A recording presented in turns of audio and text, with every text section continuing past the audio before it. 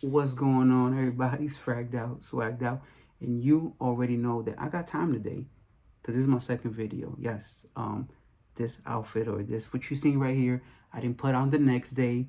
I'm 5 minutes removed from my last video, but I got time. So what I wanted to talk about was the Alexandras from Xerjoff. To my knowledge, the only ones available right now are 2, 3, and the UAE exclusive, which is Alexandria Orientale, right? So I've heard some stories about the first one that got commissioned.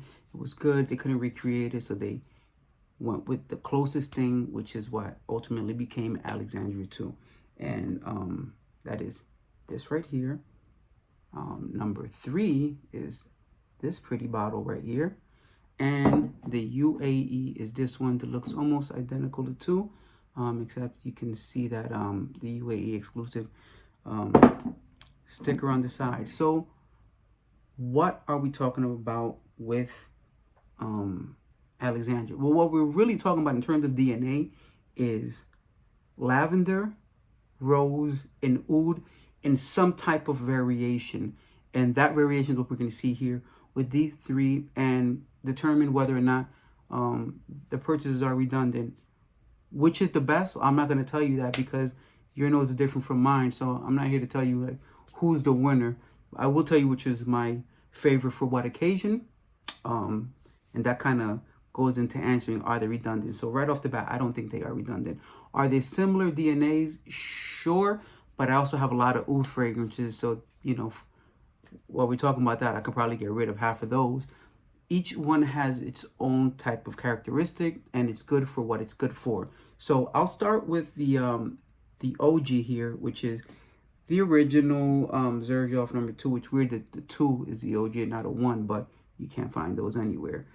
So number 2, Alexandria 2, you're gonna open up with some rosewood, lavender, cinnamon, apple. Go to some rose, cedar, ylang-ylang, or lily-of-the-valley, I'm sorry, and then oud, sandalwood, vanilla, amber, and musk in the base. What you're going to get across the board, I'm going to tell you right now, is a very sophisticated fragrance DNA. That's for sure.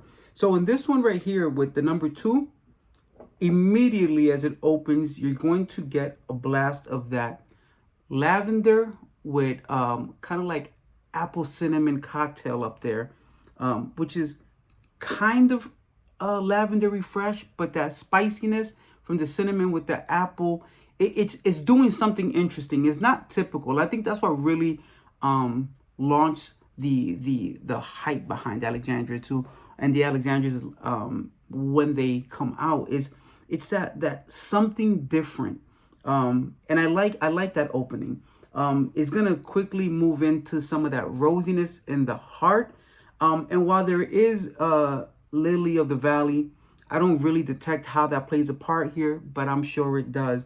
And as you get deeper into the dry down, you're gonna get that Agarwood that comes up, that oud, sandalwood, which gives it a little more density and creaminess, and there is vanilla and amber. There is musk. I don't really get a strong musk here. I'm guessing this is when they use that musk more as a vehicle for the fragrance to kind of ride out on your skin, but it's a really, really nice use of, first of all, the oud. Like this oud it's not the cleanest, but there's nothing skanky about it. This is more for like I want oud in my fragrance, but I don't really want to tell that much. Like it's in there. I want to be able to say I have oud on, and that does that for sure. So you get a nice lavender, apple, cinnamon open with a combination of that rose, and you dry down to this. You take that same thing you had in the opening, lighten it down a little bit, add more oud to it, some sandalwood, and those amber vanillic notes, which makes it like a really unique fragrance. You have green tart stuff up top. You have fresh lavender. You have rose, but then you have amber. I just love what they did here. If they only made 2, it would be fine, but it wouldn't be fine for everybody, because as much as I love this, there are some dark elements with that oud that are gonna be hard for some people to love. So for those people who are like, man, this is coming off really more aggressive than I would like. I like the opening, but it gets darker, and I wish there was a lighter version of this. Well, this is interesting looking at the notes here, but you do. You have the way fresher version in 3. So here you have rosewood again, lavender, skip the apple, go straight to cinnamon. You have Bulgarian Rose, Cedar, Lily-of-the-Valley again. But here you have Laotian Oud and Thai Oud. Sandalwood, Vanilla, Musk and Amber. So it's very similar base with the exception of the 2 named Oud, which is the Thai Oud and the Laotian Oud.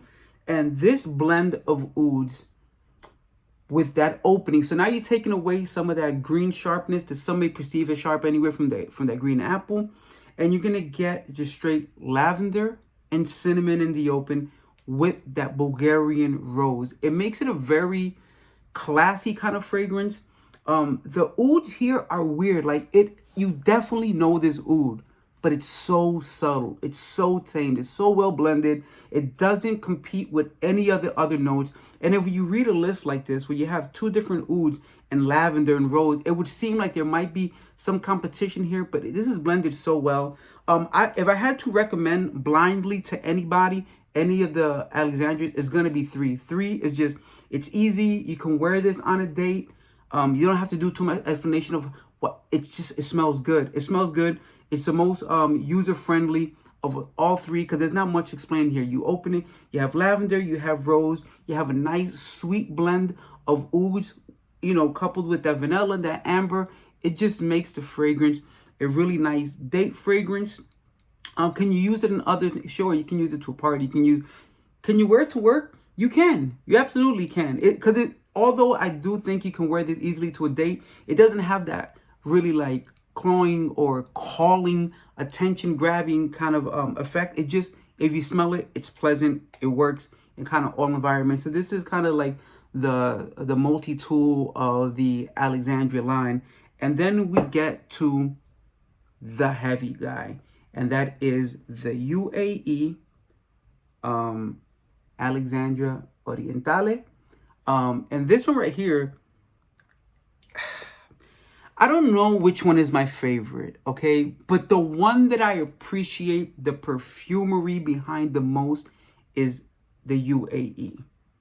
So with this one, they bring back the green apple, and there's basil, and there's leather, and there's incense. So as soon as it opens, you get some of that mintiness from the basil and that brightness from the green apple, almost kind of tart, but immediately get that leather and that incense kicking in. So it's like that. It doesn't feel like they're fighting, but they're both operating at the same time.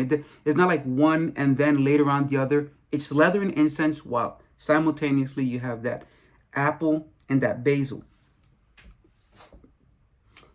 I'm going to go ahead and spray a little bit right here. I really do love this one the most. Oh, yeah. Whew. So, leather, incense, apple, basil. And so the fragrance, for me, on my skin at this point, as soon as it opens, it's a whole bunch going on, and it's trying to figure out which direction it's going. Is it gonna be a dark, heavy fragrance or bright, light fragrance, juicy leaning? And let me tell you something.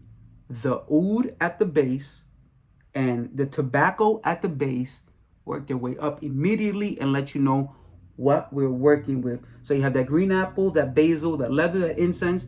Move to the mid, you have that Virginian Cedar, that Bulgarian Rose, Coriander, Italian Orris root. Then you have that oud, tobacco, Madagascar Vanilla, Sandalwood, Amber, and Musk. So the bases here are pretty similar.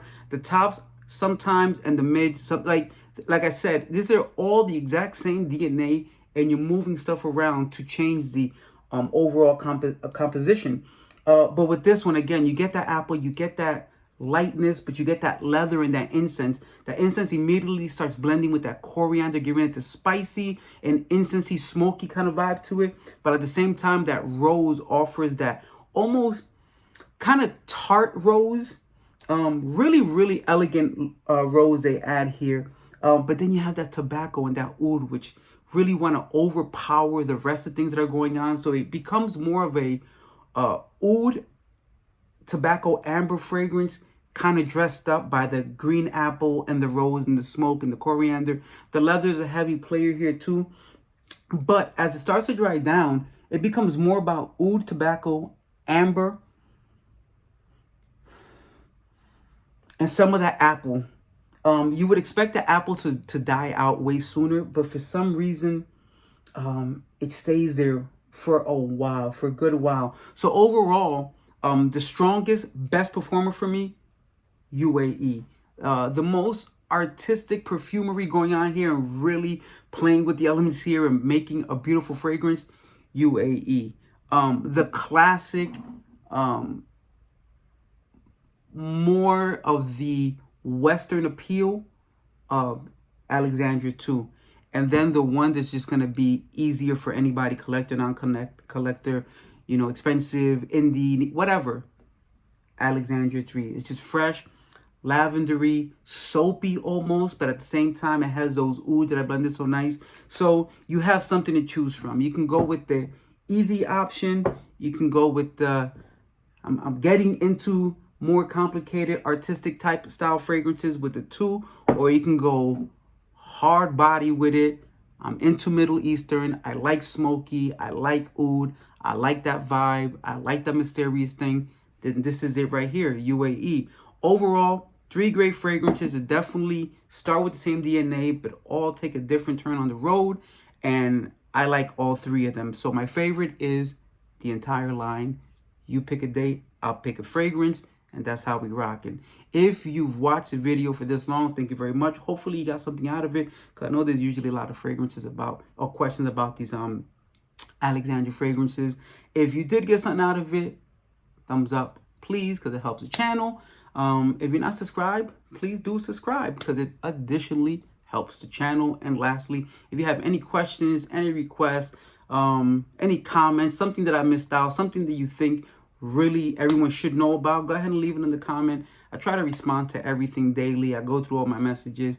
Sometimes I'll notice a message that I didn't respond to like a month ago and respond. So if you're wondering why I came later, it's because I actually do try to sift through everything. I may have missed something, but I will come back to it. Anyway, that's all I have for you for right now. I might make another video, who knows? But this is fragged out, swagged out, and I'm out.